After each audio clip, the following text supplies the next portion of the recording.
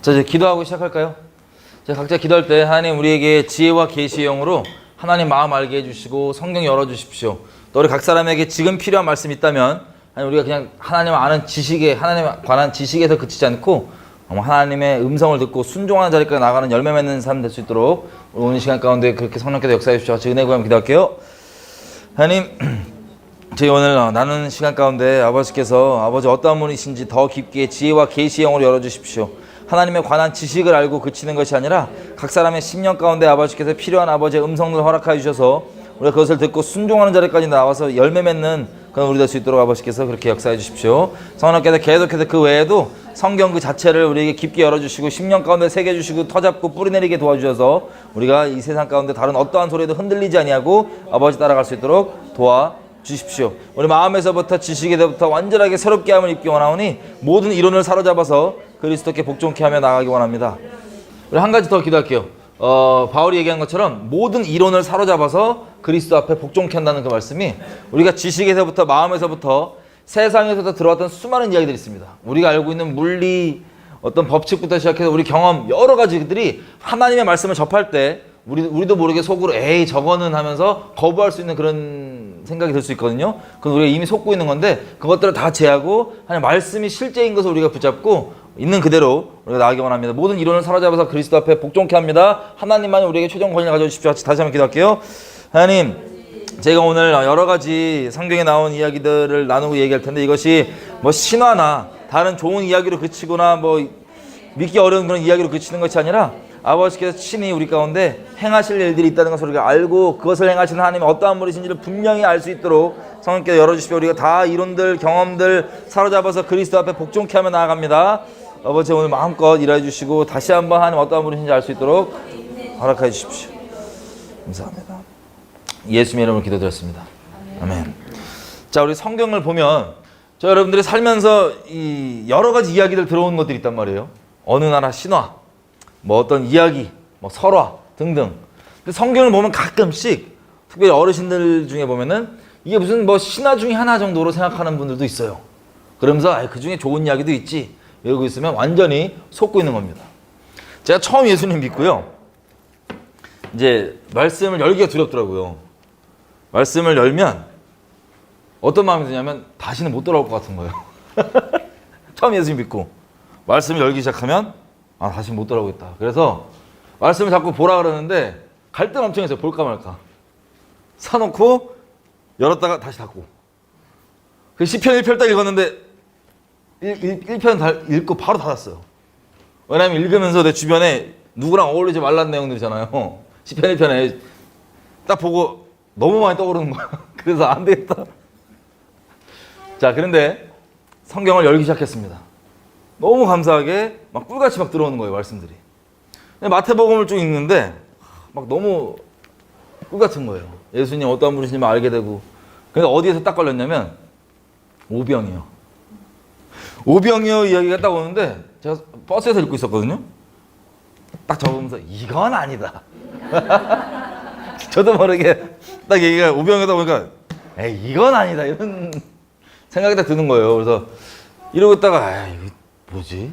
저게 진짜야? 이러고 있는데 한 5분 지났을까요? 감사하게 성령께서 저의 교만한 마음을 딱 쳐갖고 주시는 생각이 뭐냐면 이거예요. 하나님이 뭐가 안 되냐? 하나님이 뭐가 안 되냐? 그래서 이렇게 정리가 딱 됐습니다. 근데 감사하게 저에게 이렇게 조명됐던 이 내용이 제가 이제 이스라엘에 처음 전도를 하러 갔었어요. 유대인들을 만났는데 제가 이스라엘에 대한 배경 지식이 아무것도 없이 그냥 어느 나라 가든 전도를 했기 때문에 전도를 하러 갔습니다. 근데 유대인들이 이제 만나고 얘기를 하는데 전도를 하는데 이것들이 까부는 거예요. 그 중에서 이제 얘기하다가 같은 하나님이 초자연적으로 역사하셔갖고 막 이 무리가 다 도망가고 막 소리 지르고 난리가 났었습니다. 근데 그 중에 남아있는 한 어떤 아저씨가 아주 여유롭게 유대인이에요. 저한테 이래요. 갈릴리였거든요. 바다가 보여요. 저 바다 보면서 너 예수가 저 물이 걸었다는 거 믿냐고. 저 오병이어 기적 믿냐고. 예수가 그랬다고 믿냐고 그러는 거예요. 자기 딴에는 황당한 소리 하지 말라는 이런 이제 입장으로 얘기를 한 거예요. 근데 감사하게 뭐 복잡하게 설명할 필요가 없이 하나님이 뭐가 불가능한 게 있냐 그랬더니 너무 놀랍게 이 사람이 충격을 이렇게 받는 거예요. 자기 딸은 당연히 그냥 어쩔 줄 모르고 막 설명하려고 그럴 줄 알았는데 설명 필요 없어. 그냥 저도 그렇게 교만하게 갖고 있다가 하나님께 정리해 주시는 그 생각을 있는 그대로 전했더니 이 사람이 확 놀라면서 자리를 뜨시더라고요. 주로 자리를 떠요. 예수 믿으면 안 되는 그런 분들은 뭐니까. 자, 성경에 보면은 이 오병이어뿐만 아니라 여러 가지 기록들이 기록되어 있는데 우리가 분명히 하고 넘어갈 것은 이것은 신화가 아닙니다. 확실하시죠? 네, 신화가 아닙니다. 저희가 나중에 추후에 고대 종교와 신화에 대해서 잠깐 들여다볼 수도 있어요. 오늘 말고 종교 얘기들을 쭉 전 세계 종교 얘기들 다 할 건데 얘기하면서. 그런데 그것들이 가짜고요. 이게 오리지널입니다. 아멘이죠? 예. 자, 구전으로 뭐 대홍수 이런 것들이 곳곳 가운데 내려옵니다. 왜냐하면 다 온 인류가 겪은 것이기 때문에. 그래서 그런 신화들 중에 채용해 온 게 아니라 이게 오리지널이고 나머지 구전들이 왜곡되어 있는 것들이 있을 수 있는 거예요. 자, 그래서 성경을 볼 때 이것들을 분명하게 인식을 하고 또 혹시 우리가 구약을 보다 보면 구약에서 일어났던 역사들 중에 야, 이건 아니지 않냐 라는 생각이 들 수 있는 것들이 몇 가지 있을 수 있습니다. 여러분 생각에. 예를 들면 발람이랑 같이 가던 나귀가 뭐였어요? 입을 열어서 하지 말라고. 때리지 말라고. 나귀가 말을 하죠. 이 얘기 들으시면 어떤 생각 드세요? 그거는 좀 홍해도 마찬가지고요. 어떻게 보면 제가 예전에 어떤 어르신을 만나서 이제 미디어 강의를 하잖아요. 미디어를 통해서 결국에는 우리에게 들어오는 이 마음에 뭐가 누룩들이 들어오냐면 말씀을 있는 그대로 못 받아들이게 들어오는 게 세상으로부터 우리가 들어왔던 모든 지식과 이야기들과 마귀가 뿌리는 것들이에요. 야금야금. 있는 그대로 못 받아들이게. 그 중에서 미디어 강의가 다 끝나니까 어떤 권사님이 저한테 와서 이렇게 얘기하시는 거예요. 자기는 평생 출애굽기를 보면서 이게 읽기는 읽고 말로는 진리이다 라고 얘기는 했지만 솔직히 마음에 안 받아들여졌대요. 있는 그대로. 뭐 홍해부터 시작해서 전부 다 만나, 외출하기 이런 것들. 그런데 이 미디어 강의를 듣다 보니까 자기가 옛날에 읽었던 소설, 람세스 소설 아세요? 전 안 읽어봤는데 그게 무슨 뭐 모세 쪽 그 시대 때 이야기예요? 그거를 읽으면서 자기 안에 들어왔던 그 내용들이 말씀을 있는 그대로 못 받아들이게 하고 있었다는 걸 오늘 그게 조명이 됐다는 거예요, 성령께서. 자, 이런 식으로 다시 말씀드리지만 우리가 갖고 있는 모든 경험과 들은 이야기들과 세상 뭐에서 만들어진 소설, 컨텐츠 등등 전부 다 말씀이신 하나님을 우리가 있는 그대로 못 받아들이게 만들기 위한 목적으로 마귀가 세팅해 놓은 거예요. 근데 이것들을 우리가 돌파하는 거는 하나하나 따지는 게 아니고 말씀을 있는 그대로 받아들이는 겁니다. 제가 발람 나귀 얘기를 말씀드렸는데 여러분 이걸 보고 에이 할 게 아니고 어떻게 생각하셔야 되냐면 이런 하나님이시구나. 나귀도 입까지 여실 수 있는 하나님이시구나. 이렇게 하나님에 대해 경외함과 이게 놀라움으로 가야 되는데 그게 아니라 에이 이렇게 되시지 않으시기를 다시 한번 제가 부탁드리면서 그게 우리에게 유익입니다. 말씀 있는 그대로 받는 게. 세상이 원래 말씀 그대로 돌아가고 이게 맞는 거예요. 맞는 걸 맞다고 인정하면 우리가 그 안에 잘 터잡고 보통 사람이 이 세상에서 그런 사람도 있잖아요. 이기적이래 갖고 세상에 나 중심으로 돌아간다고. 자, 그거 말고 진짜 말씀에 뿌리 내리면 그렇게 됩니다. 말씀대로 세상에 돌아가기 때문에 내가 말씀 편에 서면 말씀의 입장과 기준으로 세상들을 볼 수 있는 눈들도 열리고 우리 인생들도 마찬가지로.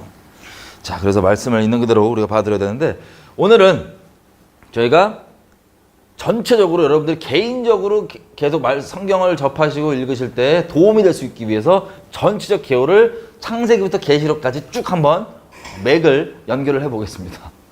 자, 우리가 신학교에서 무슨 뭐 누가 뭐 썼네 그거 안 중요해요. 그 얘기 아예 안 할게요. 필요 없으니까. 그냥 우리가 보면 창세기.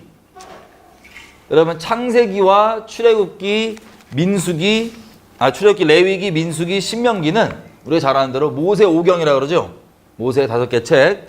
자, 결론부터 얘기하면 모세 오경이 전 세계를 돌리는 중심입니다. 유대인들은 그렇게 지금 믿고 있는데 잘 그렇게 고백을 하면서 의미를 잘 모르는 것 같아요. 모세 오경을 기준으로 다 돌아가요. 전 세계가. 인류 역사가 지금까지도. 모세 오경을 기준으로. 자, 창세기를 가보면 우리 잘 아는 대로 천지창조의 역사가 1장부터 쭉 나옵니다. 2장, 3장에 에덴 동산에 있었던 일이 기록이 되어 있습니다. 에덴 동산에서 하나님이 자, 에덴 동산 가운데 뭘 두시죠? 선악과를 둡니다. 선악과. 여러분, 죄인의 입장에서는 저도 그랬고 선악과가 진짜 불만거리예요. 하나님께. 아니 왜 거기 중간에 뒀냐 이거야. 그거 먹고 우리가 뭐 죄인이라며 왜 중간에 뒀냐 이거야. 여러분, 하나님 안에 들어오고 봤더니 어마어마한 은혜고 감사입니다. 여러분 생각해보세요. 그리스도 안에 얼마나 큰 자유가 있냐면 바울이 우리가 그리스도 안에 자유가 너무 크니까 오히려 남을 위해서 절제하라 그래요. 자, 에덴 동산에 죄가 없을 때를 한번 생각해 볼게요. 에덴 동산에 동산 가운데에 나무가 있습니다. 선악과. 이것만 빼고 나머지 과실들은 다 누구 거예요? 다 내 거. 다 마음껏. 여러분 생각해 보세요. 여러분 그게 좋아요, 안 좋아요? 다 내 건데 이것만 안 먹으면 돼. 이게 되게 좋은 거거든요. 자유롭고. 나 거기 제발 넣어줘. 이것만 빼놓고 다 먹어도 되는 좋은 건데 우리가 죄인이니까 이미 마음 자체, 관점 자체가 삐뚤어져 있어요. 그래서 그걸 감사하게 생각 안 하고 왜 가운데 뒀냐 이거야. 굳이 먹을 걸 알면서. 자, 가운데 두신 이유가 있습니다. 하나님이 우리를 만드실 때요, 모든 피조물들은 하나님이 딱 거기 있어 그러면 딱 그렇게 있는 겁니다. 태양이건 지구건 그냥 있으라 그러면 거기 딱 있어갖고 하나님이 정하신 대로 그대로 자전공전하면서 계속 돌아요. 파업도 할 수 있다 없다? 못합니다. 막 태양 돌다가 너무 피곤하니까 5천년 노니까 잠깐 쉬겠다고, 너무 피곤하다고 이러고 잠깐 느슨해져서 궤도를 막 벗어나, 지구에서 멀어졌다. 혹은 뭐 너무 혼자 신나갖고 오버해서 막 빨라져갖고 막 지구랑 가까워졌다 이러면 큰일 나겠죠, 우주에. 근데 그런 일은 벌어지지 않습니다. 왜냐하면 하나님이 완전하신 분이시고 이분의 권능이 시키신 대로, 말씀하신 그대로 우주가 생성되고 그대로 돌아가는 겁니다. 하나님 뜻을 따라서. 자, 우리가 살고 있는 지구도 마찬가지예요. 그죠? 이렇게 막 돌아가는데 우리가 거기 살고 있습니다. 그런데 가끔씩 우리가 갖고 있는 권한이 얼마나 큰지를 우리 잘 모르는 경우가 있는데, 모든 피조물 중에 하나님이 시키신 대로 무조건 절대 순복이에요. 다른 선택권이 있어요, 없어요? 없습니다. 그냥 군대식으로 얘기하면 까라면 까야 돼요. 그냥 온 우주가 그래요, 만물이. 근데 딱 한 존재만 딱 듣고, 하나님 말씀을 듣고 이걸 내가 순종을 해 말어라고 감히 선택할 수 있는 초이스가 있는 존재가 있어요. 누굽니까? 우리. 엄청난 거예요. 이게 초이스가 있다는 건 생각해보세요. 그 모든 우주 만물이 그냥 말씀하신 대로 다른 선택권 없이 그냥 순복인데, 우리에게 그것을 순복할지 안 할지 선택권을 주셨다는 것은 이 창조주께서 우리를 그만큼 존중해 주시는데 어느 정도 존중해 주시는 거예요? 잘 들으셔야 돼요. 자기 권한만큼 존중해 주셨다고 볼 수 있어요. 감히 우리만 그렇게 선택권 있는 거. 존중해 주시는 이유가 뭐냐? 우리를 만드신 목적이 분명히 있기 때문입니다. 여러분, 우리가 누구를 사랑한다고 하면서 막 밑으로 깔고 막 에이 그냥 사랑해 줄게 이렇게 하면은 말은 사랑이지만 사랑일까요, 아닐까요?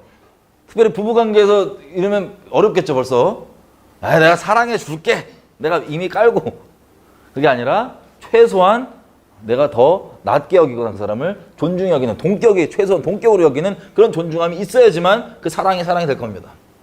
감사하게 하나님께서 우리를 만드신 목적이 그냥 다른 피조물처럼 그냥 순종해, 내 말만 들어. 또 종교성 세신 분들은 오해하시는 게 이거거든요. 순종이 결론인데 우리의 이 신앙의 최종본이 순종이 결론이잖아요.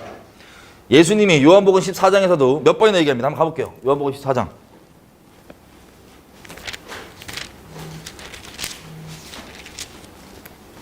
요한복음 14장 가시면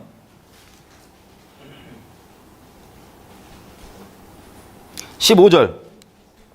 요한복음 14장 15절.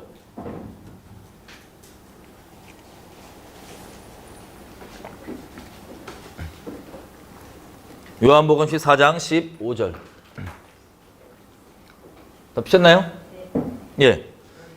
너희가 나를 사랑하면 나의 계명을 지키리라. 자, 예수님께서 딱 분명하게 얘기해 주십니다. 너희가 예수님을 사랑하면 뭘 지킨대요? 예수님이 명하시는 바, 시키시는 바를 지킨다는 거예요. 또 21절. 나의 계명을 가지고 지키는 자라야 나를 사랑하는 자니. 나를 사랑하는 자는 내 아버지께 사랑을 받을 것이요 나도 그를 사랑하여 그에게 나를 나타내리라. 아멘. 자, 하나님의 계명을 가지고 뭐 하는 자라야? 지키는 자라야 하나님을 사랑하는 자라는 겁니다. 하나님과 친밀한 분들의 그 특징은 다른 게 아니에요. 여기 나와 있는 것처럼 순종하고 그 사랑하는 자에게 누구를 나타낸대요? 하나님을 나타낸다 그러죠? 여러분, 성경 지식 많이 들어있냐 적게 들어있냐 남에게 설명할 수 있을 정도로 정리가 돼 있냐 안 돼 있냐가 그 사람이 하나님을 사랑하냐 안 사랑하냐를 결정해 주는 게 아니라 하나님과 동행하는 사람들 보면 우리가 소위 이제 처음 예수 믿는 사람들 보면은 간증거리가 막 계속 있잖아요. 막 하나님과 동행하는 게. 그 왜 그런지 아세요?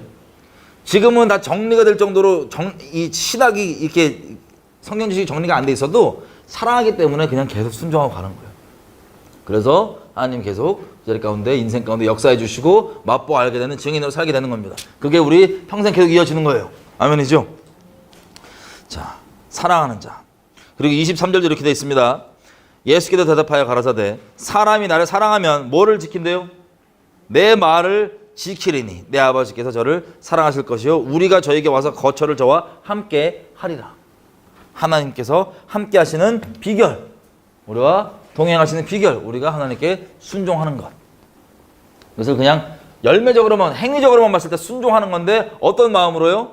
사랑하니까 순종하는 것. 이게 그래서 우리 신앙의 최종 결론인 거예요. 이해가 안 돼도 그냥 순종하자는 게 이런 뜻입니다.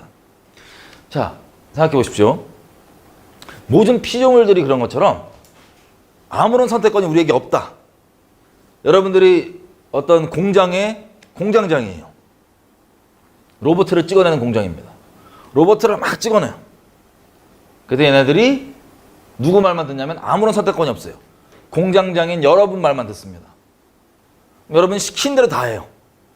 그러면 여러분과 이 로봇과의 관계는 확실히 어떤 관계냐면 주인과 종의 관계는 확실해요. 그죠? 근데 그 안에 사랑이 있습니까? 없습니까? 로봇이에요. 그냥 시키는 대로 하는 거예요. 그냥 아무런 선택권이 없어요. 주인 종은 확실한데 그 안에 사랑은 없어요. 그죠? 그런데 우리에게 감사하게도 자유의지라고 하는 것을 주신 이유가 뭐냐면요, 우리가 존재하는 목적이 그냥 무조건만 순종하는 게 아니에요. 순종을 하는데 로봇처럼 순종하는 게 아니라 그 순종하는 이유가 정해져 있습니다. 하나님을 사랑하기 때문에. 우리가 에덴 동산에 있으면요, 예를 들어서 맨날 지나다니면서 이 자유함 가운데 있는데 가운데 나무가 딱 있어요. 이거를 먹지 말래요. 근데 자유의지가 있어서 먹어도 되거든요. 자유의지가 있으니까. 내 선택이에요. 내 선택.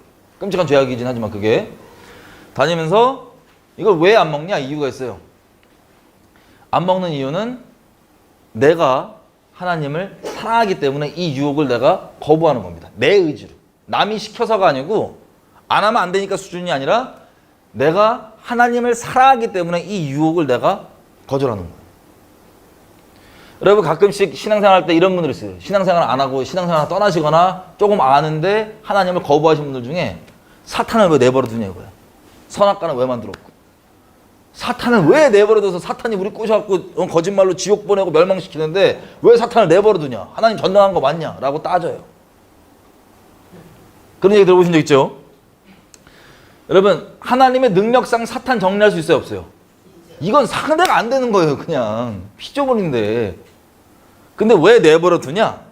정한 때까지 내버려둡니다. 정한 때까지. 마치 선악과 같은 거예요. 우리 인생 가운데 우리가 살면 그냥 하나님만 우리에게 역사하시는 게 아니라 마귀도 장난을 걸어요, 안 걸어요? 겁니다. 우리가 기본적으로 마귀에게 쉽게 끌리는 죄성도 있고 마귀도 우리에게 장난을 겁니다. 하나님이 그걸 내버려 두세요. 왜 내버려 두냐? 우리 평생이 하나님을 순종하는 건데 우리는 만들어진 존재 목적 자체가 감사하게 이 우주를 창조하신 이분과 서로 사랑하려고 만들어졌어요. 닭살 돋는데 이게 진짜예요. 저 여러분들이 연배가 많으시던 아니면 저 애기들이건 상관없이 우리가 왜 태어났냐? 왜 존재하냐? 이 전능하신 하나님께 우리가 사랑받을 자격이 없는데 거저 주신 사랑을 그냥 받고 누리고 이 사랑을 하고 이 사랑을 나누고 이분을 동일하게 우리가 사랑받을 만큼 사랑해 주려고 그래서 우리가 만들어졌습니다. 그게 우리 존재 이유예요. 막 종교적으로 막 당신은 사랑받기, 아니 진짜예요. 진짜 사랑받고 사랑하려고 태어난 겁니다. 여러분 이것만 우리가 진짜라고 받아들여도 이게 너무나 중요할 거예요. 아니 어떻게 이 온 우주를 만드신 그분이 나를 적당히 쓰다가 잠깐 남은 사랑 내들어 주는 게 아니라 나를 다 알고도 자기에게 가장 소중한 아들을 완전 저 피떡이 되게 내버려져 갖고 나에게 끝까지 알아들을 때까지 찾아오셔서 말씀해 주시는 그 어마어마한 사랑 있죠. 그 사랑을 서로 마음과 마음으로 영원토록 하려고 만든 게 저와 여러분이에요. 와, 감격스러운. 그래서 만드신 거예요, 우리를. 그래서 우리 인생 가운데는 자, 사랑이 있으려면 로버트처럼 무조건 다른 선택권이 없으면 그리고 순종만 하면 물론 주종 관계는 확실한데 그 안에 사랑은 없겠죠. 여러 가지 유혹들도 있고 여러 가지 다른 소리들도 들리지만 수많은 다른 소리들 중에 내 존재가 내 양심을 속이지 않고 내가 반응하면 아는 그 진리, 하나님, 사탄 말고 유혹 말고 죄성 말고 하나님께만, 다른 이유 때문이 아니라 내가 하나님을 사랑하기 때문에 내가 선택을 하는 겁니다. 내 의지로. 하나님, 내가 이것을 하는 이유는 내게 이것을 하게 되므로 이걸 순종하면 이런 걸 잃게 되고 저런 일도 벌어질 수 있을 것 같지만 내게는 하나님 당신이 이것보다도 훨씬 더 소중한 분이십니다. 이런 식으로 우리 인생 살면서 계속해서 선택을 해가는 겁니다. 선택의 연속입니다. 인생은. 그 선택이 뭐냐? 하나님을 사랑해서 하는 순종의 선택들. 이렇게 마음을 감찰하신 하나님 앞에 마음으로 내 인생 가운데 하나님께 사랑을 고백하면서 한 걸음 한 걸음 쭉 살아가는 이 영원한 인생이 영생이에요. 감사하게. 그래서 선악과를 내버렸던 거예요. 그러니까 이 사탄을 왜 내버려두냐, 이게 따질 게 아니고 너무 감사한 겁니다. 오히려 이 관점이 우리가 죄악 가운데 거해서 하나님을 오해하고 바라볼 때랑 하나님 안에 거해서 이것들을 바라볼 때는 관점이 아예 달라집니다. 똑같은 거에 대해서. 너무 감사하지 않나요? 여러분 이제 사탄의 그 세상 말로 겐세이라고 그럴게요. 견제. 사탄의 그 방해들이 무조건 물론 싫은데 왜 하나님 이걸 내버려 두시니까 원망이 드세요? 아니면 우리 감사한 마음이 드세요? 그거를 돌파하고 이길 수 있는 모든 길을 다 열어놓으셨어요. 감당할 수 있는 시험만 주십니다. 아멘. 너무 감사한 거예요. 그게 에덴 동산에서 하나님께서 그 나무를 가운데 두신 이유입니다. 자, 이게 창세기 초반이에요. 자, 3장에서 그런데 이거를 기어이 사탄 말에 아멘을 해가지고 아멘을 해서 하나님께 제가 말씀드렸죠. 말씀에 대해서 에이 설마, 이게 모든 시작이에요. 말씀에 대한 최종 권위. 에이 설마 진짜 죽겠냐 라고 하는 것. 이게 우리 인생 가운데 계속 벌어집니다. 정말 진리가 우리를 거룩해 한다고 얘기하는데 하나님 앞에 거룩하게 주님을 따라갈 수 있는 사람은 마음을 상태를 보면 알 수 있어요. 말씀에 토가 안 달리는. 근데 세상부터 들어왔던 이런 게 있을 수 있지만 이것들을 내가 기꺼이 그냥 제끼고 말씀을 최종 권위로 삼는. 자, 이거를 마귀의 꼬임대로 에이 설마 하고 하나님 말보다 마귀에게 아멘 했더니 이미 이게 들어오죠. 들어와서 선악과를 먹고 하나님 앞에 하지 말라는 것을 합니다. 여러분 나중에 좀 더 보겠지만 이 나무 이름이 뭐예요? 선악과입니다. 선악을 알게 하는 과일.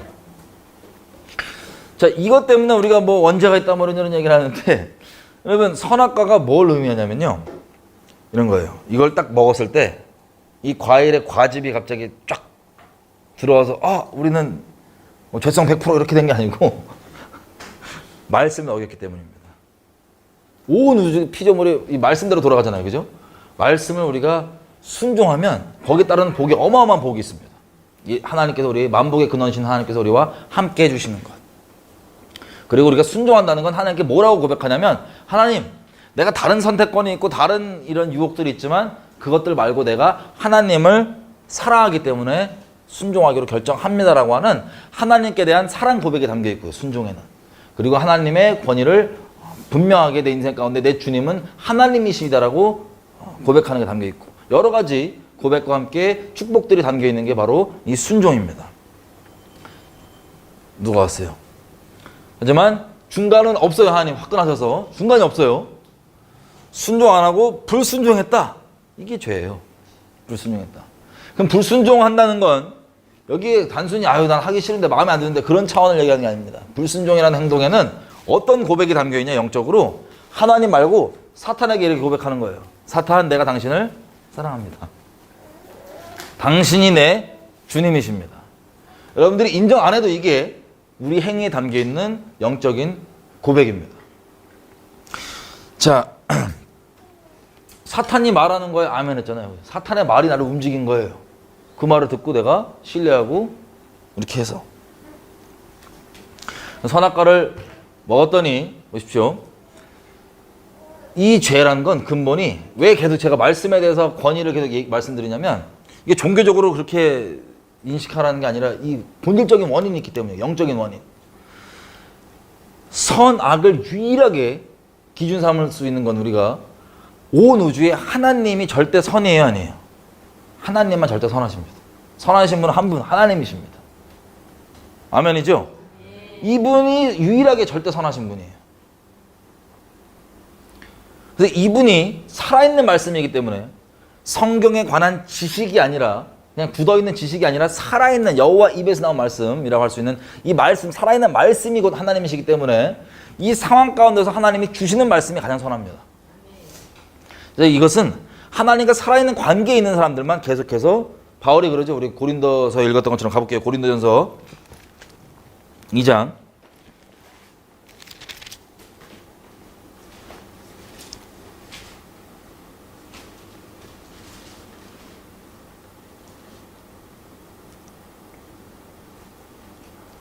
2장 13절 저번에 우리 읽었던 내용인데 우리가 이것을 말하거니와 사람의 지혜에 가르친 말로 아니하고 오직 성령이 가르치신 것으로 하니 신령한 일은 신령한 것으로 분별하느니라. 육에 속한 사람은 하나님의 성령의 일을 받지 아니하나니 저희에게는 미련하게 보이며 또 깨닫지도 못하나니 이런 일은 영적으로라야 분별함이니라. 신령한 자는 모든 것을 판단하지만 자기는 아무에게도 판단을 받지 아니하느니라. 누가 주의 마음을 알아서 주를 가르치겠느냐? 그러나 우리가 그리스도의 마음을 가졌느니라. 아멘. 자, 이 상황들에 대해서 판단은 성령께서 주시는 판단이 가장 완전합니다. 아멘이죠? 성령께서 주시는 판단이 가장 완벽하고 완전합니다. 물론 일부러 부분적으로만 파악하게 하실 수도 있지만 하나님께서 어떤 상황에 대해서 이 살아있는 말씀이 유일한 절대 선이에요. 이 하나님이. 예수님이 뭐라고 얘기합니까? 요한복음 5장 가보겠습니다.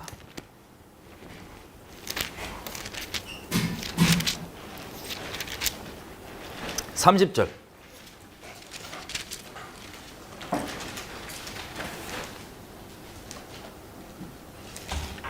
요한복음 5장 30절. 여러분 예수님이 우리 표본이시죠? 우리가 따라야 될, 그죠? 주 예수를 본받으라고 그랬으니까 우리가 예수님 하신 일을 그대로 따라하면 되는데 요한복음 5장 30절에 보면 이렇게 되어 있습니다. 예수님 하신 말씀이에요. 내가 아무것도 스스로 할 수가 없다. 듣는 대로 판단한다. 듣는 대로 심판한다. 듣는 대로 심판하노니 나는 나의 원대로 하려 하지 않고 나를 보내신 이의 원대로 하려는 거로 내 심판은 의로우니라. 이 심판이 판단이라는 뜻이에요. 예수님께서 어떤 것들에 대해서 판단할 때 어떻게 판단하신다고요? 자기 느끼는 바대로 자기 생각대로 경험대로 아유 내가 그거 알아 이렇게 판단하시는 게 아니라 하나님과 살아있는 관계가 있으니까 하나님과 함께 하시니까 하나님께서 알려주시고 말씀해 주시는 대로 그걸 판단하는 거예요. 상황을. 이해되시죠? 이게 가장 선한 겁니다. 이게 어떤 겸손함이냐면 선악의 판단 기준을 내 느낌과 내 감정과 다른 것들 두지 않고 하나님께 두고 있는 거예요. 말씀에 두고 있는 거예요. 근데 선악과라고 하는 건 왜 선악과냐? 이게 왜 죄냐? 유일한 선악의 기준이신 하나님이 재판장 자리에 딱 앉아서 판결하시는 것도 우리가 받고 그대로 그 판결을 따르고 그렇게 인식을 해야 되는데 그게 아니에요. 선악과를 먹었다. 죄악의 본질이다. 본질이 뭐냐? 하나님이 아니라 내가 선악의 판단자로 재판장 자리에 앉아 있는 겁니다. 내가 선악의 판단자예요. 내 느낌, 내 경험, 내 생각, 내 의견, 이게 하나님보다 더 높이 있는 겁니다. 그러니까 하나님의 말씀까지도 내가 판단하고 있는 거예요. 에이, 이건 좀 아니지 않냐. 에이, 저건 좀. 여러분, 이게 나중에 더 보겠지만 더 확장되면 어떻게까지 되냐? 이 선악을 판단하는 기준으로 누구까지 재판하냐면 하나님까지 재판해요. 그래서 야, 이런 하나님이면 나 안 믿어 라고 하는 지옥 자식들의 이 발언들 들어보셨을 거예요. 자기가 재판장 자리에 딱 앉아서 하나님은 악하다고 판결을 내려버리는 거예요. 그냥 이런 하나님 안 믿겠다고. 무서운 교만이죠. 이게 죄성의 본질입니다. 하나님의 판단 가운데 순복되어 있는 게 아니라 내가 선악을 재판하는 하나님까지도. 이게 죄성의 본질. 이게 선악과를 먹어서 나오기 시작하는 것입니다. 시작은 말씀에 대한 권위가 도전받고 깨지는 것. 그럼 여러분, 신학교나 이런 데서 당연히 뭐를 처음에 건들겠어요? 말씀 건드는 거예요. 말씀의 권위. 그래서 신학교 가니까 이것들이 무슨 미쳐갖고 뭐라고 하냐면 이 말씀은 하나님이 쓴 게 아니야. 하나님 준 게 아니야. 사람이 짜집게 한 거야. 이런 미친 소리도 벼락 맞으려고 하잖아요. 자, 여러분, 믿음 좋은 애들이 신학교 가면 대부분 신학교에서 처음 씨름하는 게 첫날에 그런 거예요. 첫날에 딱 이거 하나님 말씀 같냐? 이렇게. 자, 이게 깨지면요, 거룩이 깨지게 돼 있어요. 오직 말씀만이 우리를, 진리만이 우리를 거룩히 한다고 하는데 이게 깨지면 거룩이 깨지는 거예요. 자, 그래서 창세기 다시 넘어가서 지금 창세기 3장입니다.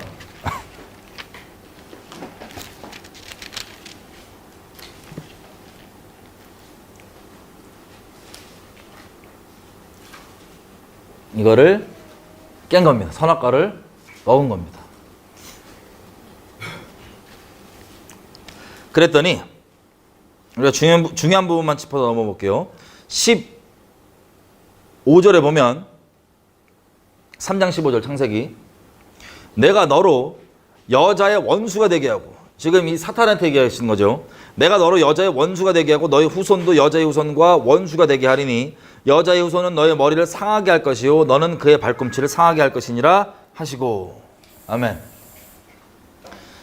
자, 이 사탄에게 주어진 판결의 하나는 뭐냐면 여자의 후손이 너를 머리를 상하게 한다. 너의 후손의 머리를 상하게 한다. 너는 그 발뒤꿈치를 상하게 할 것이지만 여자의 후손이 너의 머리를 상하게 한다. 여러분, 지금까지도 이 영적 전쟁이 이 말씀 때문에 계속 벌어집니다. 이 말씀을 기준으로. 나중에 한번 볼게요. 자, 이런 식으로 말씀을 한번 하시면 그게 아예 절대적이에요. 우리는 그냥 넘어갈 수 있지만, 그냥 이해가 안 되고 이렇게 넘어갈 수 있지만, 이게 온 우주의 유일한 기준이기 때문에 이렇게 말씀하셔서 이것 때문에 인류 역사가 계속 지금까지도 이걸 기준으로 영적 전쟁과 실제 대량 학살부터 시작해서 여러 가지 일들이 벌어지는 겁니다. 자, 4장에 보면 가인과 아벨이 나옵니다. 가인과 아벨이 아시는 대로 가인은 뭐였죠? 가인은 농사를 지어서 농사 짓는 거 쉬워요, 어려워요? 어렵죠? 어려워요. 농사를 열심히 지어서 소산을 다 준비하고 자기가 얼마나 공을 들였겠어요, 그죠? 공을 들여서 하나님께 바쳤는데 하나님 받았습니까, 안 받았습니까? 이거에 기분 안 나빠하실 분. 내가 그냥 요즘 시대로 따지면, 이때는 날씨가 어떻게 돌아가는지 모르겠지만 한 1년은 걸리잖아요, 그죠, 보통? 열심히 이걸 해갖고 하나님께 딱 바쳤는데 거절해. 그것도 창피하게 내 동생 거는 받아주고 내 거는 그 열심을 들였는데, 그 땀과 노력을 들였는데 안 받아주고. 동생이 아벨이 준 건 뭐였어요? 양입니다. 여러분, 창세기에 보면 범죄한 이후에 아담과 하와가 벗은 것을 보고 자기가 깜짝 놀라요. 그래가지고 무화과 나무 잎을 가지고 옷을 만듭니다. 여러분, 죄성에 표현되는 첫 시작. 패션. 패션. 우리가 안 나와야 되는데. 자, 이거 감췄다가 하나님께서 그것을 치우시고 뭘 주시면 가죽옷을 지어서 입히신다고 되어 있습니다. 가죽옷을. 여러분 예수님이 그러잖아요. 나는 아버지께서 보여주신 대로 행동한다고. 이거 안 가봐도 되겠죠, 말씀은. 본대로 행동한, 보여주신 대로. 자, 아담도 뭘 봤을까요? 하나님께서 이 죄에 대해 은혜로 덮어주시는 게 가죽옷, 동물 제사 있죠. 우리가 나중에 십자가에서 보게 될 자기 손으로 잡으시는 그 제사. 이 가죽을 입혀주시는 거예요. 그래서 이 집안은 이 제사를 본대로 제사를 드리는 집안입니다. 하나님 앞에 의로운 길로 가려는 집안. 자, 그래서 하나님께서 보여주신 방법대로 가르쳐주시고 알려주시고 정해주신 방법대로 했던 게 아벨이에요. 인간적으로 그건 더 힘드냐 안 힘드냐 이거는 물론 농사 짓는 게 더 힘들어서 수고했다고 얘기할 수 있지만 그렇다고 해서 그게 무조건 하나님께 연락이 되고 하나님께 받아들여지냐? 그건 교만입니다. 그게 바로 종교예요.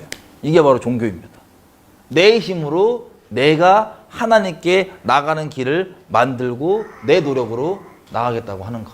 나에게 달려있는 거예요. 하나님께 나가는 길. 이게 바로 종교의 시작입니다. 여러분 죄성의 본질은 선악을 분별하는 이것에 있다 제가 말씀드렸고 재판하는 것.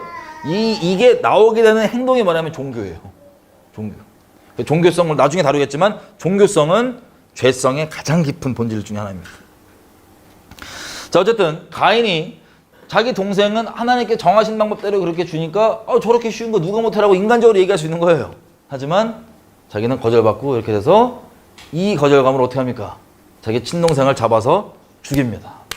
여러분 이게 주님 오실 때까지 계속 이어지거든요. 이것 또한 가장 두드러지게 우리가 기록으로 볼 수 있는 건 뭐냐면 서기관과 바리새인들이 예수님을 잡아 죽일 때 이 똑같은 마음을 잡아 죽인 거예요.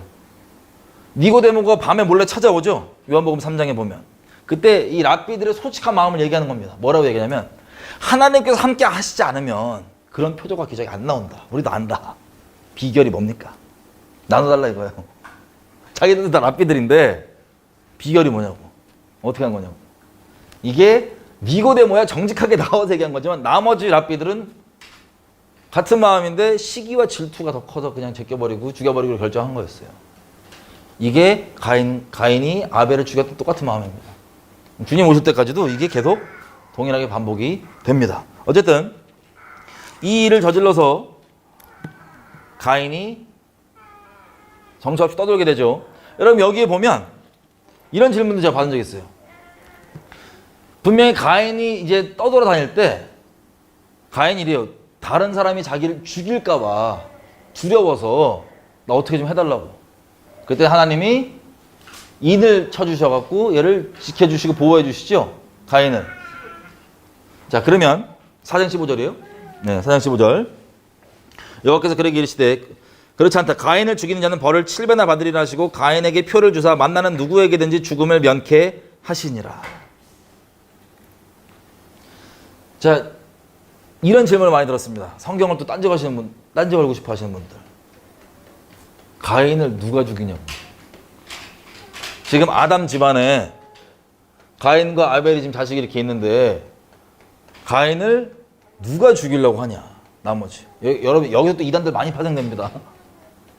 여러분 이거에 대해 혹시 궁금해 보신 적 있으세요? 자, 성경을 볼 때 미리 말씀드리지만 성경은 백과사전이 아니에요. 백과사전이 아니에요. 우리에게 필요한 내용들을 전달하는 하나님의 진리입니다.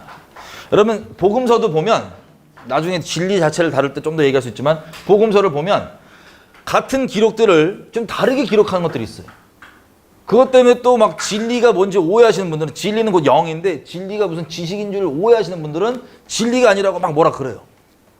거라사 지방에 귀신 들린 사람 갔더니 어떤 복음서에는 2명이 있다 그러고 어떤 복음서는 1명 있다 그러고 어떤 복음서에는 뭐 참새 가격이 얼마라 그러고 어떤 복음서는 참새 가격이 좀 달라. 그 진리가 아니래요. 여러분이 어제 뭐 하셨어요 혹시? 저녁에 뭔가 하셨을 거 아니에요? 거기서 겪으셨던 일 중에 누구에게 어제 일어났던 일 중에 재밌는 일 하나를 얘기를 하려고 그러면 어떻게 전달하십니까? 전달하실 때 갑자기 육하원칙으로 자, 그 공간이 주소 몇 동 몇 동 어디서 있었던 사람은 나열을 쫙 다 해갖고 그 다음에 뭐 육하원칙을 따라서 이렇게 다 전달하세요? 아니면 다 필요 없고 필요한 것만 딱 전달하세요? 누가 있었는지 다 나열할 필요도 없고 필요한 것만 전달하시죠? 마찬가지입니다. 창세기 4장 보시면 이게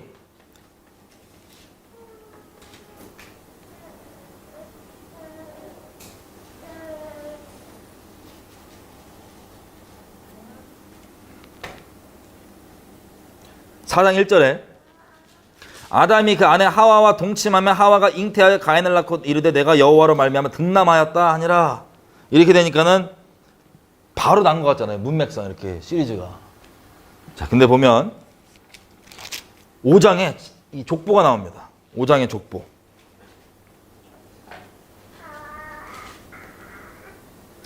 (5장의) 족보 3절부터 보면 이렇게 돼 있어요. 아담이 130세에 자기 모양 곧 자기 형상과 같은 아들을 낳아 이름을 셋이라 하였고 아담이 셋을 낳은 후 800년을 지내며 자녀들을 낳았으며 라고 되어 있습니다. 자, 이렇게 읽으면 130세 이후에 또 800년 동안 애를 많이 낳았구나 이렇게 들리시잖아요. 근데 그렇게 되어 있지 않고 동시에라고 되어 있습니다. 원래 영어로 보면 이렇게 되어 있어요. 킹제임스는 이렇게 보면 4절에 After he begat Seth, the days of Adam were 800 years. 그러니까 셋을 낳은 이후에 아담의 수명이 800년이고 아담이 총 930년 동안 사는 동안에 자녀들을 많이 낳았으며 라고 되어 있습니다. 근데 자녀가 전부 다 기록될 필요가 있어요, 없어요? 없으니까 안 돼 있는 거예요. 그러면 이 가인과 아벨은 꼭 첫째 애다 아니다? 아닌 거예요. 첫째 애들이. 그 애들 중에 가인과 아벨이 겪었던 일을 우리에게 기록을 4장에서 보여준 거고 걔네들이 꼭 첫째 애들은 아닌 겁니다. 여러분 족보를 보면 이런 게 많이 나와요. 성경에. 기록이 안 돼 있는 이름들이 많이 있습니다. 근데 많이 자식들을 낳았지만 자, 어쨌든 중요한 건 이 가인과 아벨 통하여서 큰 맥으로 문명이 갈라지는 거예요. 가인 쪽을 통하여서 되는 건 우리가 소위 알고 있는 세상 문명 있죠. 쭉쭉쭉쭉 발전을 해서 어느 지경까지 가냐면 여러분 해 아래 새로운 것이 없다 그러죠. 솔로몬이. 우리가 지금 보면서 야 말세다 큰일이다 이거 보이시죠? 이거 다 예전에 있었던 일들이에요. 오히려 약합니다. 어떤 부분은.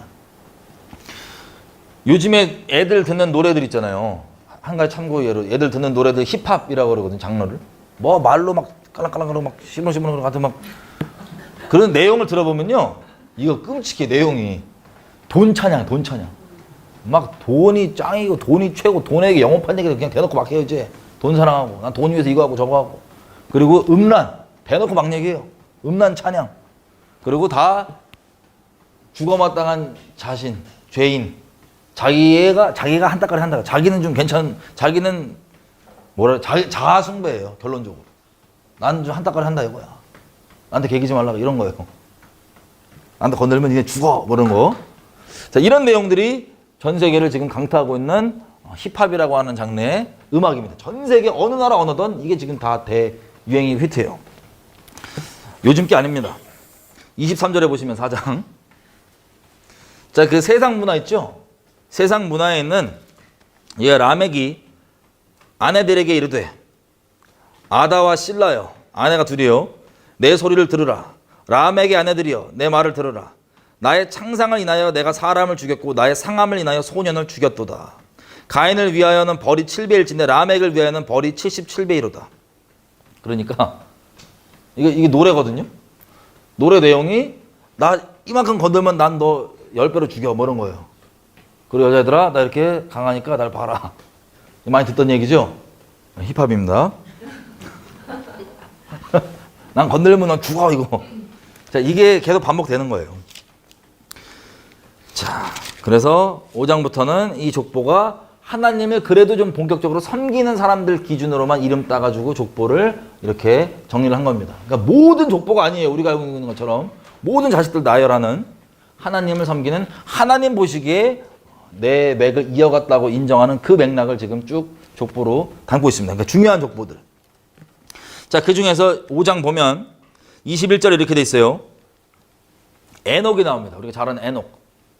에녹은 65세에 무드셀라를 낳고 무드셀라를 낳은 후에 300년을 하나님과 동행하며 자녀를 낳았으며 그가 365세를 향수하였더라. 에녹이 하나님과 동행하더니 하나님이 그를 데려가심으로 세상에 있지 아니하였더라. 자, 에녹이 자기 자식 무드셀라를 몇 살에 낳는다고요? 65세에 낳습니다. 여러분, 에녹도요, 무드셀라가 첫째인지 아닌지는 몰라요. 왜냐면 22절에 보니까 무드셀라를 낳은 후 300년을 하나님과 동행하며 자녀를 낳았으며 마찬가지로 300년을 동행했지만 자녀들을 사는 동안에 계속 낳았던 거예요. 365년까지 이 땅에 있었었는데 무드셀라가. 자, 그래서 23절 그가 365세를 향수하였더라. 에녹이 하나님과 동행하더니 하나님이 그를 데려가심으로 세상에 있지 아니하였더라. 자, 65세 때 무드셀라를 낳고 300년을 동행하다가 하나님이 세상에서 데려갔대요.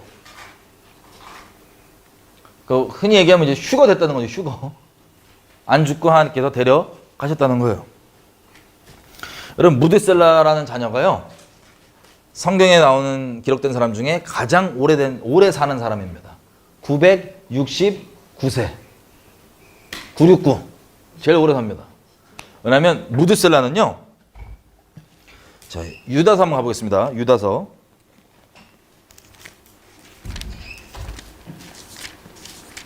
요한계시록 바로 앞에 있는 책이에요.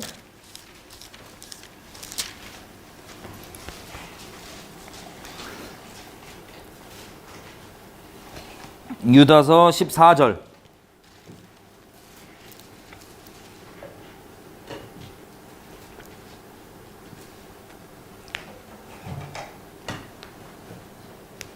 유다서 14절. 보셨나요? 자, 아담의 7세손 에녹이 사람들에 대하여도 예언하여 이르되 보라, 주께서 그 수많은 거룩한 자와 함께 임하셨나니 이는 뭇사람을 심판하사 모든 경건치 않은 자의 경건치 않게 행한 모든 경건치 않은 일과 또 경건치 않은 죄인의 주께 거스려 한 모든 강팍한 말을 인하여서 저희를 정죄하려 하심이라 하였느니라. 아멘. 자, 에녹이 가졌던 메시지가 이겁니다. 하나님이 곧 심판주로 임하실 거다. 수많은 거룩한 성도들과 함께 임하실 거다. 15절, 그래서 하나님께서 심판을 하실 거다. 너희 행했던 모든 말들과 행동들에 대해서 심판을 하실 거다 라는 내용입니다. 이게 에녹이 가졌던 메시지예요. 근데 에녹이 65세 때 무드셀라가 나오기 전까지는 동행했다고는 안 돼 있어요. 하나님과. 나중에 우리가 선지자 내용들을 자세히 볼 건데 그때 이제 더 정리되겠지만, 에녹이 아들이 나온 이후부터 300년 동안 동행을 하다가 하나님께서 데려가십니다. 자, 이 동행할 때 하나님께서 주셨던 메시지가 뭐라고요? 사람들에 대해서 전했던 메시지가 하나님이 곧 심판주로 임하시니까 회개해라. 이제 곧 니네 행동과 말들에 대해 심판을 받는다라는 거였어요. 갑자기 300년 동안 동행하게 된 이유가 애 낳고부터인데, 여러분, 우리가 볼 수 있는 게 이겁니다. 무드셀라가 이름이요, 뜻이 이거예요. 얘가 죽으면 보낸다. 얘가 끝나면 보낸다. 이런 뜻이 바로 무드셀라라는 뜻입니다. 뭘 보낸다는 소리예요? 심판을요. 에녹이 갖고 있던 이 메시지죠. 심판. 이거를 언제 이게 오냐? 여러분, 곧 심판이 임합니다. 그러면 곧이 언제예요? 모르잖아요. 여러분, 때는 얼마나 중요하냐면, 예수님께서 계속 이렇게 얘기하세요. 너희가 영적으로 잠드는 이유가 뭐냐면, 주인이 더디 온다고 생각하면 영적으로 잠든다고. 근데 곧 오신다고 생각하면 깨어있다고 하는, 이게 예수님께서 비유로도 몇 차례나 얘기해 주시는 겁니다. 여러분, 예수님이 다시 온다고 이 재림을 사모하고 믿는 건, 여기에 대해서 누가 나중에 나중에 뭐 몇천 년 몇백 년 뒤에 온다라고 지금 아니야라고 이렇게 얘기하면, 여러분, 그게 맞을 수도 있지만 언제 오실지 모르니까 그게 여러분들 절대 깨어있게 만들지 않습니다. 주님이 곧 오신다고 믿는 이 임박한 이 재림을 마음속에 두고 있는 게 우리가 영적으로 깨어있게 되는 계기가 되는 거예요. 그게 우리를 깨우는 시계표 역할을 하는 겁니다. 알람 역할을 해주는 겁니다. 근데 에녹 입장에서는요, 메시지는 있어요. 심판이 임한대. 언제? 모르겠다. 근데 아들이 딱 났는데 아들을 주시면서 이름을 하나님께서 뭐라고 주시냐면 얘 죽으면 심판이 임한다. 언제 죽어요, 아들? 아니, 우리가 이제 에녹이면 애가 지금 태어났어요. 어제 태어났어요. 애 언제 죽어요? 하나님 주신 이름이 얘 죽으면 내가 여지껏 너한테 말했던 심판이 일어난데 언제 죽어요? 모르죠. 그래서 갑자기 깨어나는 겁니다. 각성이 되는 겁니다. 에녹이 팍. 아, 곧이겠구나, 곧. 그래서 낚여갖고 300년 동안을 쭉 동행을 하는 겁니다. 그러면 그 심판 메시지를 전할 때 300년 뒤쯤에 올 거야, 심판이 일까요? 아니면 당장 곧 일어날 수 있으니까. 이 마음 조금 이해해요. 이렇게 300년을 동행을 하다가 때가 되니까 하나님께서 데려가신 거예요. 여러분, 저희 옛날에 보다 충격받은 게 여기 보면 무드셀라뿐만 아니라 자녀들이 있단 말이에요. 다른. 여러분 아버지가 평생 전도자였어요. 전도자. 세상 사람들은 맨날 욕먹어. 곧 심판 임한다고. 오지도 않는데 지금 300년째인데 지금 저 아버지 그만 좀 하시라고. 곧 임한다고. 그래 좀 마음 들어졌다고 또 꿈에 하나님께서 곧 막 이러고 계속 돌아다니시는 거예요. 여러분 아버지가. 욕은 욕 다 먹고. 그런데 갑자기 아버지가 경고했던 거 있어요. 때가 되면 하나님께서 말씀하시고 나 데려가신다 그랬다. 나 가면 니네 어떡하려고 그러냐. 정신 차려라 빨리 막 그러는데 아유 아버지 이러고 있었는데 어느 날 아버지가 진짜 휙 가였어. 그럼 여러분 그때부터 어떻게 하실 거예요? 그때부터 그걸 보시면 다른 사람들은 야 우리 아버지 휴가 됐어 그러면은 아 미친 소리 하지 마라 이럴 거지만 여러분 자녀들이잖아요. 아버지가 살아났어. 휴가 됐어. 어떻게 하실 거예요? 그때부터 깨어날 것 같죠? 아 무서워요. 안 깨어나요. 안 깨어나요. 평생 자기 친아버지한테 그 얘기 들어오고 아버지 말씀하신 대로 휴가 됐는데 안 깨어나요. 그래서 다른 자녀들 빼놓고 누가 이 무드셀라가 이제 라멕을 낳습니다. 이 집안 대대로 계속 증조 막 계속 얘기해 왔는데 안 깨어나요. 몇 명 빼놓고. 그다음 이게 어디까지 내려가냐면 노아 때까지 옵니다.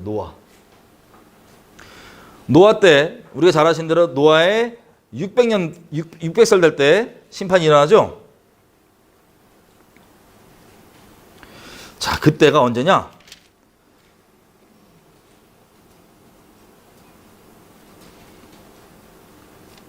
그때가 무드셀라가 죽은 때입니다. 699년 그때가 노아의 홍수 심판이 임하는 바로 그때예요. 왜? 죽으면 보낸다 그랬으니까. 여러분 이 집안 대대로 이 같은 메시지가 계속 왔는데 휴거까지 되면서 마지막 방주에 탄 사람 몇 명이에요? 8명 탔어요. 그럼 나머지 우리 친척들 가족 다 어디 갔어요? 안 탔어요. 저 이거 보고 진짜 너무 충격받고 깜짝 놀랐습니다. 아니 우리 증조 할아버지 아니면 아버지 휴거가 돼도 안 탈 사람은 안 타요. 걔도 여지껏 해왔단 말인데 지금 몇백 년째. 여러분이 마지막 때도 이 슬프게도 동일한 일이 벌어질까요? 안 벌어질까요? 제발 안 벌어져야 되는데 벌어질 겁니다. 벌어질 겁니다. 그래서 6장에 보면 하나님이 심판하실 때 마음에 나와요. 6장 5절 여호와께서 사람의 죄악이 세상에 꽉 차 있는 것과 그 마음의 생각의 모든 계획이 항상 악할 뿐임을 보시고 땅 위에 사람 지으셨음을 한탄하사 마음에 근심하시고. 그러니까 너무 이제 슬픈 거예요. 이렇게 같이 사랑하려고 만들었는데 죄 쪽으로만 계속 이 선택권을 우리의 자유의지를 우리가 지옥 가는 선택을 해도 하나님께서 존중해 주시는 게 전 제일 무섭습니다. 영원토록 하나님과 사랑하는 존재로 지음받아서 이것이 이 완성되는 게 이 어마어마한 대가들이 있는 거예요. 이걸 보고 너무 슬프신 거예요. 하나님께서. 거룩하신 하나님께서 이 꽉 차 있는 죄 이것을 쓸어버리십니다. 여러분 이거 혹시 얘기를 하면 원주민들 있죠. 원주민 해 아래 새 것이 없다고 제가 말씀드렸잖아요. 원주민들 부족들 보면은 저거 몸에 뭐 막 새겨요 안 새겨요? 얼굴부터 잔뜩 새기고 막 피어싱이라고 하죠. 막 뚫고 막 이거 막 하잖아요. 그래갖고 막 승질내고 막 아내도 막 여러 명 있기도 하고 막 아무나 막 아내기도 하고 막 그러잖아요. 부족들. 지금 존재에 있는 몇 개 드러난 것들만 이게 봐도. 여러분 저는 예전에 그것을 봤을 때 아우 미개하다 이렇게 생각했어요. 어우 미개하다. 근데 하나님께서 충격적인 사실을 알려준 게 있습니다. 그게 뭐냐? 여러분 아포칼립토라고 하는 멜 깁슨이 만든 영화가 있어요. 멜 깁슨이 예수님 믿고 패션 오브 크라이스트라는 영화 만들고 그 다음에 만든 게 아포칼립토입니다. 아포칼립토 영화가 이 내용이 어떤 내용이냐면 초현실주의예요. 그러니까 실제 있었던 그 역사적 사실을 최대한 있는 그대로 영화로 담으려고 하는 거예요. 그 남미에 아즈텍이 있고 뭐 잉카 제국 있고 옛날에 그 남미 있잖아요. 얘들 그 문화 기록들만 봐도 무시무시합니다, 진짜. 사람 인신제사 그냥 심장 돌아갖고 막 주고 스포츠를 사람 죽이는 스포츠 하면서 아주 끔찍한 일들이 어디서 막 벌어졌던 데예요. 근데 그 문명이 어떻게 멸망하냐면요. 유럽에서 이 신대륙 발견하려고 사람들이 배 타고 와갖고 여기에서 나오는 유럽 사람들을 물론 죽여서 죽인 차원이 아니라 전염병이 그 뭐라 그러죠? 스몰 폭스라는 하여튼 한국말 모르서 뭐 하여튼 그 전염병 같은 것들이 이들 통해서 나가갖고 대량으로 다 죽었어요. 그 문명이 몰잘라냈어요. 그 잔인하고 흉포였던 그 문명이. 그건 제가 역사적 사실을 그냥 알고 있었거든요. 근데 이제 그건 예전부터 알고 있던 거고 인류의 주관자이신 하나님께서 하나님 되셨다는 걸 안 채로 제가 묵상을 해본 적이 없어요. 이거를. 근데 이제 영화관에 영화를 이제 보러 갔는데 그 아포칼립토라는 영화를 그 멸망당하기 직전 상황을 그대로 담아놓은 영화예요. 무지하게 잔인하고 이거 문신 다 해놓고 이거 난리 났습니다. 그런데 이 영화에서는 주인공이 힘센 도시 같은 부족에 있는 애들이 다 잡아갖고 인신제사로 가족까지 다 끌고 갖고 막 인신제사 드리는 그 과정 중에 주인공이 탈출하는 거예요, 극적으로. 그래갖고 탈출한 걸 이걸 잡으려고 막 서로 죽이고 쫓기고 막 서로 막 놔두고 난리 치면서 막 생존하는 그런 극사실주의 영화인데 마지막 장면이 뭐냐면 도망가는 주인공도 그렇고 따라오던 이 쫓는 애들도 그렇고 해변가를 갔는데 다 이렇게 충격을 받고 멍해요. 뭐냐면 유럽 사람들이 배 타고 들어온 장면을 본 거예요, 이 사람들이. 그게 마지막 장면 영화. 들어올 때 십자가를 딱 들고 들어온 걸 보고 제가 이게 영화 끝입니다. 근데 영화 시작 전에 하나님이 이러는 거예요. 영화 잘 보라고. 영화 잘 보라고. 내가 할 말 있다고. 영화를 좀 봤습니다. 근데 그 내용이 워낙 잔인하고 막 그래갖고 미개한 애들 나왔고 막 이러고 있는데 뭘 할 말 있지 그러는데 마지막에 진짜 뒤통수 빵 맞은 느낌이었어요. 내가 곧 다시 온다. 이걸 보면서 창세기 6장까지의 내용이 저한테 확 들어왔어요. 한 방에. 여러분 해 아래 새 것이 없습니다. 제가 패션이 죄성이라고 말씀드렸죠. 여러분 죄성의 본질은 우리가 복음을 나눌 때 더 자세히 보겠지만 나를 남에게 어필하는 게 죄성이에요. 하나님을 찬양하는 게 아니고 다른 사람들 쳐서 진심으로 하나님만 찬양하게 만드는 게 아니라 나를 우러러보게 만드는 것. 나를 흠모하게 만드는 것. 사람이 어떤 사람이 돈을 열심히 버는 사람 있잖아요. 예를 들면 돈에 완전히 영업하라고 버는 사람은 돈을 버는 이유가 다른 게 아니에요. 다른 사람이 이 돈을 통해서 나를 무시 못하게 라고 표현할 수 있지만 나를 우러러보는 것. 나를 흠모하는 것. 나를 존경하는 것. 한마디로 나를 찬양하게 만드는 것. 외모에 미쳐있는 사람들 있죠? 맨날 꾸미고 뭐 그거 왜 하는 줄 아세요? 다른 사람이 나를 우러러보게 하는 것. 나를 높이 보게 하는 것. 나를 흠모하게 만드는 것. 한마디로 나를 찬양하게 하는 것. 나를 부각시키고 나를 어필하는 거예요. 어떤 사람은 학력에 꽂혀있어요. 지식에 꽂혀있어요. 지식 왜 드립다 파는지 아세요? 다른 사람이 이 지식을 통해 나를 우러러보게 하는 것. 나를 존경하게 하는 것. 나를 숭배하게 하는 것. 나를 찬송하게 하는 것. 사람이 하는 모든 것들은 하나님을 목숨 다해 사랑하지 않는 사람이 하는 모든 행위들은 정도의 차이는 있지만 다 자기를 숭배하게 만드는 짓이 다른 사람들로 하여금 다른 사람의 마음을 훔쳐가지고 나의 재능과 뭐 여러 가지 어떤 걸 통해 다른 사람의 마음을 훔쳐서 하나님을 향하게 되는 그 마음을 자기에게로 돌이키는 그 끔찍한 우상숭배, 자아숭배가 죄인들이 하는 모든 짓입니다. 제일 무서운 게 종교까지도 그렇게 써먹는 거예요. 서기관과 바리새인들처럼 말씀 많이 읽고 기도 열심히 하고 금식 몇 주이나 하고 이 모든 종교 행위들을 통하여서 다른 사람이 나를 흠모하게 만드는 것, 나를 존경하게 만드는 것, 나를 숭배하게 만드는 것. 끔찍하게 사람은 예수님 사랑하지 않으면 겉으로 볼 때는 종교의 모양으로 아무리 흠없어 보여도 전부 다 우상숭배예요. 자, 패션이 곧 우리 죄성에 기초적으로 표출되는 걸 말씀드렸죠. 그럼 이 세상 사람들은 어떻게 표출할까요? 자기를 우러러보게 만드는 거. 여러 가지 모양이 있지만 여러분 이 요즘 시대 보면요. 여러분 여기 오셔도 많이 보였을 거예요. 전 세계적인데 다들 뭐 그려요? 못 넣으면 막 자꾸 그려 뭐를. 처음에 어떻게 그린지 아세요? 처음부터 잔뜩 그리는 분은 많지 않습니다. 처음은 이만큼.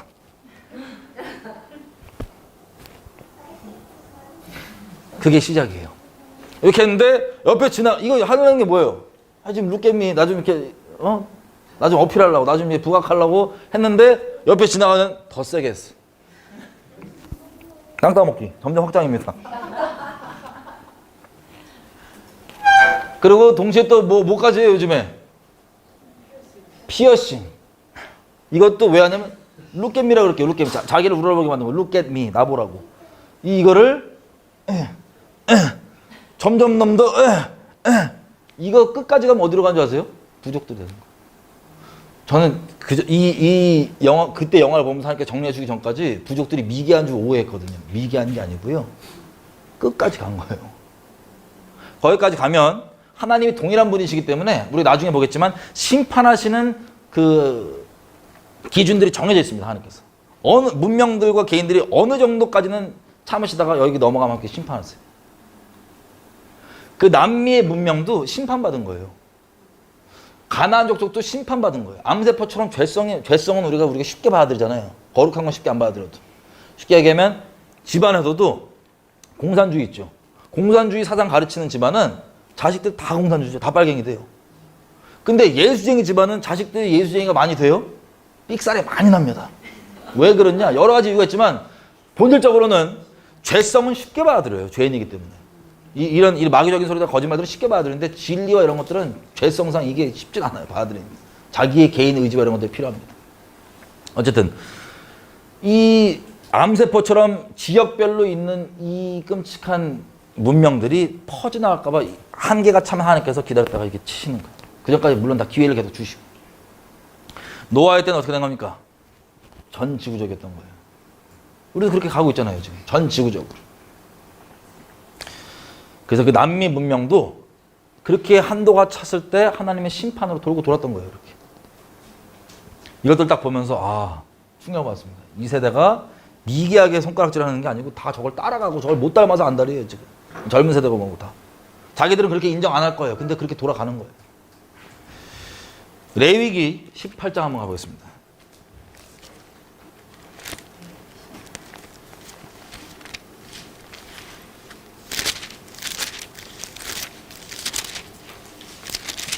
가나안 땅 들어가기 전에요. 18장 1절부터 내용이 뭐냐면 성에 대한 내용입니다. 성.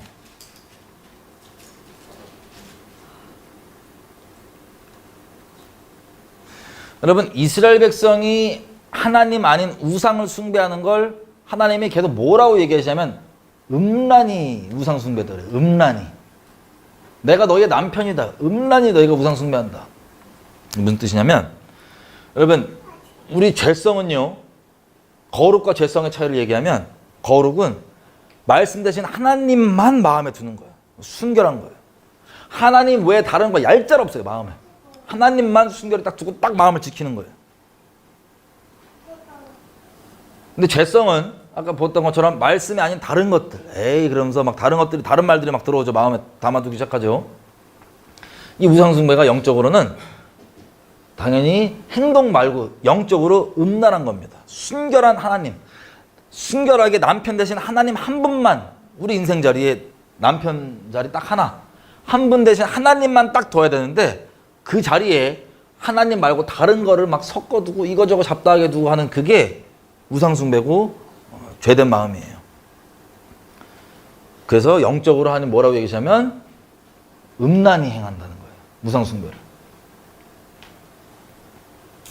그래서 영적으로 음란하면 당연히 육적으로도 나오는 거예요. 우리 영혼육 합쳐서 하나잖아요. 그래서 육적으로도 나오게 되어 있습니다. 육적으로 음란한 이유는 영적으로 음란해서요. 마음이 하나님께 순결하지 않아서요. 하나님 외에 다른 잡다한 것들을 다 지금 겸하여서 갖고 있어서 그런 거예요. 그래서 18장 1절부터 내용이 성윤례에 대한 것들이 쭉 나옵니다.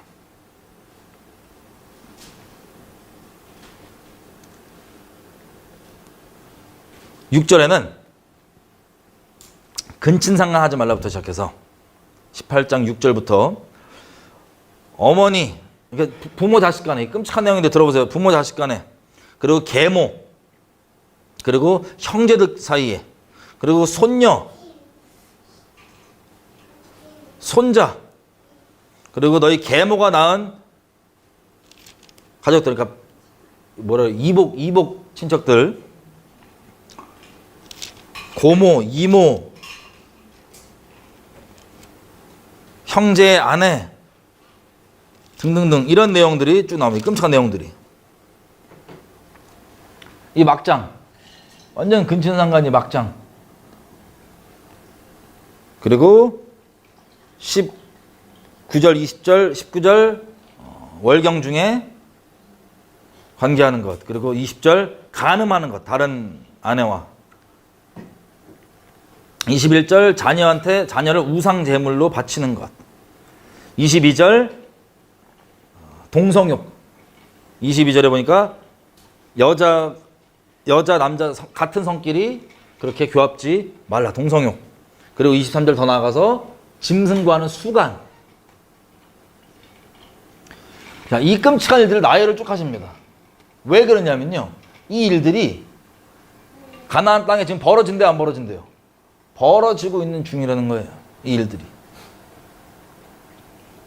24절에 보면 너희는 이 모든 일로 스스로 더럽히지 말아라. 내가 너희 앞에서 쫓아내는 이 족속들이 이것 때문에 더러워졌고 그 땅도 더러워졌기 때문에 그 악을 인하여서 벌하고 땅도 그 거민을 스스로 토하여 내느니라. 이게 가나안 족속을 짐승과 애들까지 다 죽여버리라고 명령하셨던 이유입니다. 이게 문화예요. 이게 가나안 문화예요. 여러분, 다시 말씀드립니다. 하나님의 기준은, 심판 기준은 같습니다.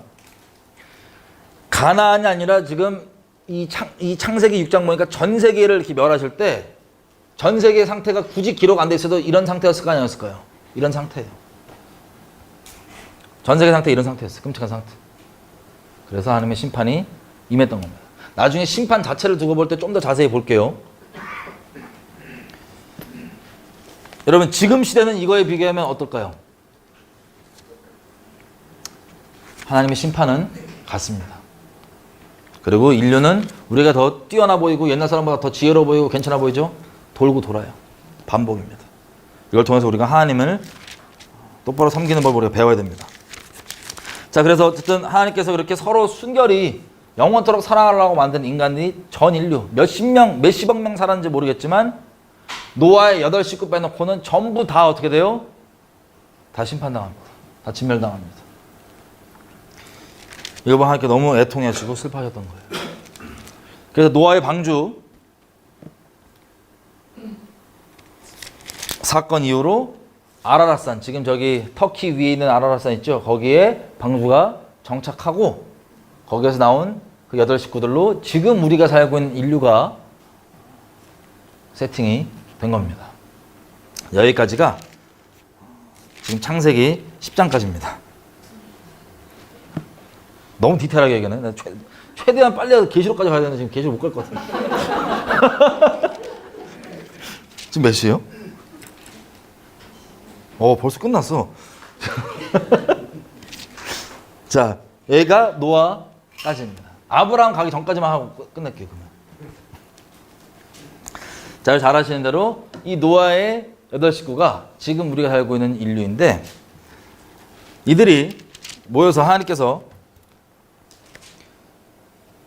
이들이 모여서 바로 뭐 하냐면 하나님께 약속하잖아요.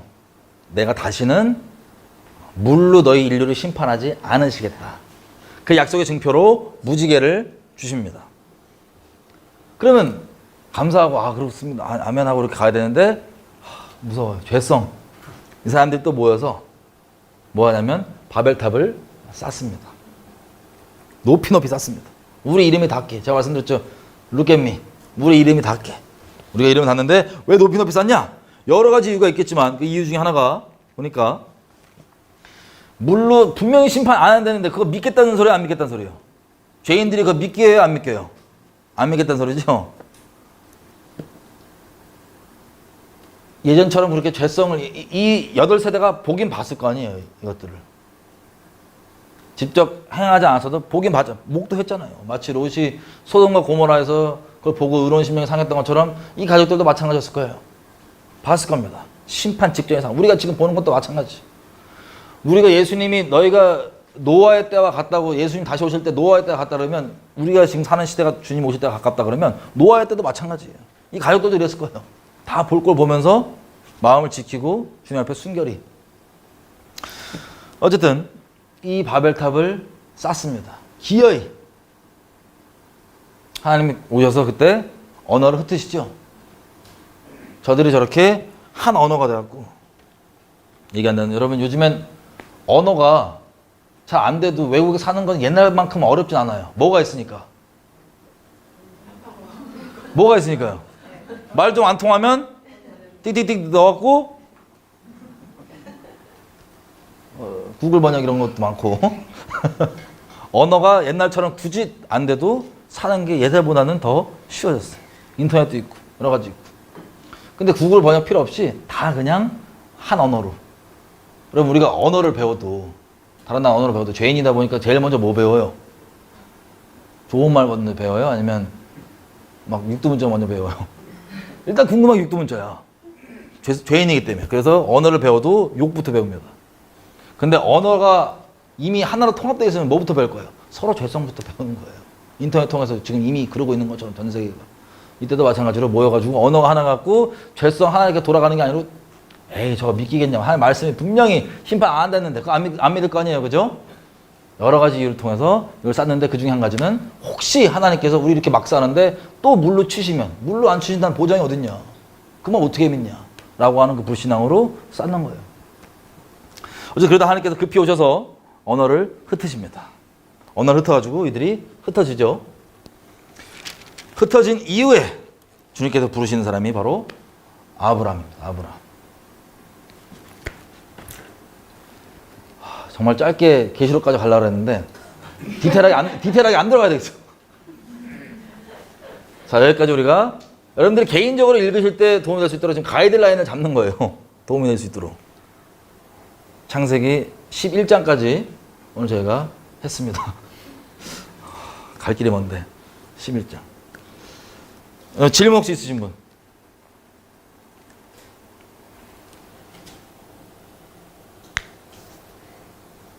자, 이전 인류가 정리가 됐잖아요. 하나님께서 사랑하려고 만드셨는데 엉망 난리쳐서 우리가 지금 보는 이거보다 더 극을 달해서 이제 심판을 받았던 그 전 인류. 우리가 그 똑같은 방향으로 지금 가고 있는 거예요. 슬프게도. 그때 그럼에도 불구하고 하나님과 동행했던 분들, 노아의 집안, 에녹 집안 보시면서 우리가 어떻게 마음을 잘 가져야 될지 좀 이렇게 생각해 보셨으면 좋겠고, 그리고 하나님께서 우리를 그 사랑하려고 만드셨는데 모든 계획과 생각이 악할 뿐인 걸 보시고 하나님께서 그렇게 가슴 아파하신다는 것 기억하면서, 하나님 나라도 이 세상에 다 그렇게 된다 할지라도 하나님 기쁘게 하시는 그런 사람이 됐으면 좋겠습니다라는 그런 도전이 좀 마음이 좀 생기셨으면 좋겠어요.